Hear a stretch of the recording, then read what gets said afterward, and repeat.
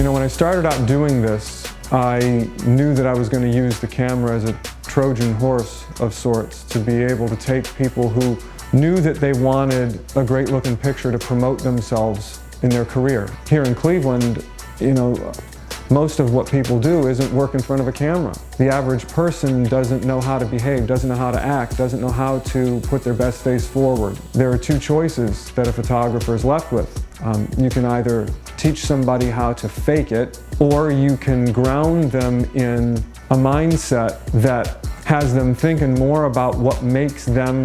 extraordinary and less about the reasons why they don't belong in front of a camera. I found that the more that you can get people to turn up the volume on what they know is special about them, you don't eliminate insecurities, but you can temporarily drown them out to capture an image that's got a shot at putting the right message out there about who this person is and not just what they do. About a year ago, after I started synthesizing my thoughts around this concept of U quotient, YQ, how close you are in proximity to your best self at any given moment, that defines, you know, a high YQ individual. There was an undeniable presence that I saw in clients that were meaningfully engaging the work that put them in a place to succeed where most people fail. Here, you know, looking right down the barrel of a lens. The whole YQ model was built around taking the headshot component and setting it aside, and instead building a framework of one-to-one and ultimately two-to-one coaching, because I brought in an extremely talented colleague of mine with an incredible background in the science of positive psychology, Jen Margolis, and I would create an experience that would put people in a place that by the time they stepped in front of the camera, all we were doing was proving the work. Jessa was an opportunity to take what used to be a couple hours and turn it into a more breathable, more livable, and ultimately more meaningful experience. If anybody has come to us at a place where they were ready to engage at that level, it was definitely her. It really was nice to just get to know myself again and get to know like what I really love about myself. What you should focus on all the time is what makes you different and exceptional and why you're here on this earth. I think that authenticity is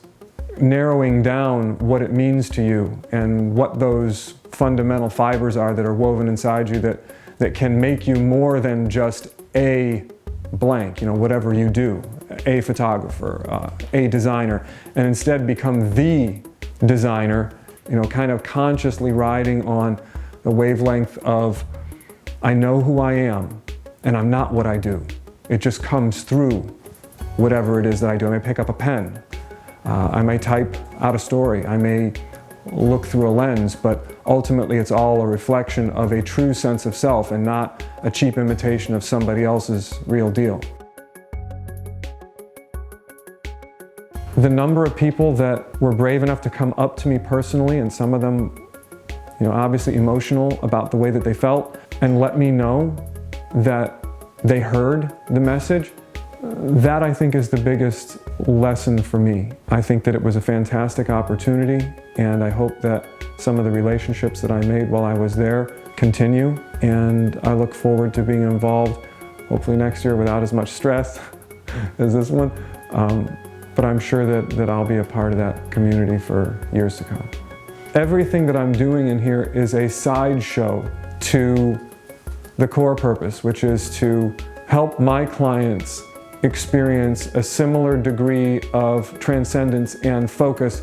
that came the moment I recognized who I was at my authentic best. And everything has been just trying to create opportunities and vehicles for somebody else to share in that in their own way. And if part of that can happen in the experience they have with me here in front of a camera or in the coaching work that we do beforehand, then I'm doing what I was put here to do.